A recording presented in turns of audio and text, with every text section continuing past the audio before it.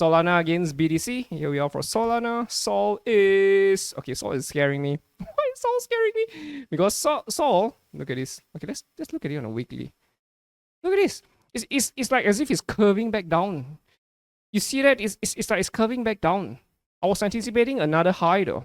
Although the waves are already complete. 1, 2, 3, 4. It's complete. It's 5. Already 5.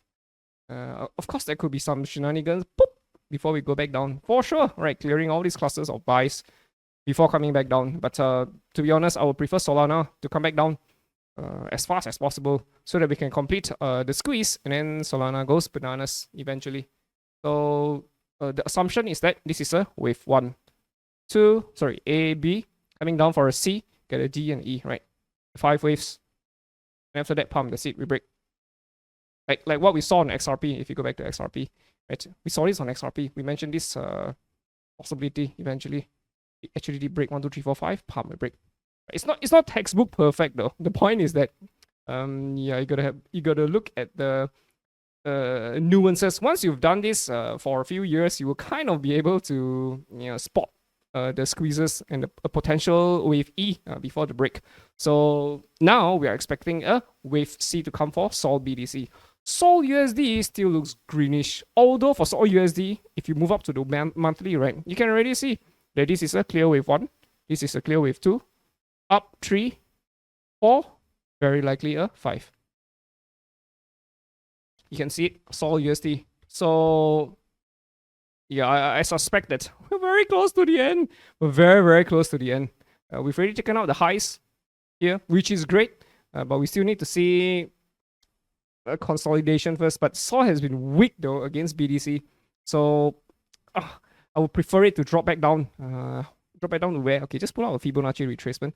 And you will see that the potential areas is between 618 and 702. Right, this is the noisy area. So the previous impulsive wave 2, this is where we're expecting Sol to drop down to. So it will be sub $30. Right now we're at almost 300. So that's a potential 80%? 90% drop. So yeah, there you go. 702 is just between 76 and 618. So the price tends to reverse at around this area, right? 618 and 702. So that's the expectation for Sol. Whether this is the top or not, we still need to have a proper consolidation first before breaking any higher.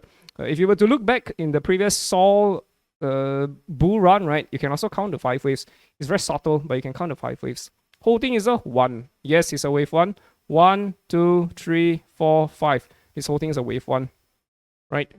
This is a wave 2. Up for a 3, down for a 4, up for a 5. Wave 3 is usually the longest, but it's never the shortest. In this case, it's not the longest, but it's also not the shortest. So this is still a valid wave 3. So 1, 2, 3, 4, 5.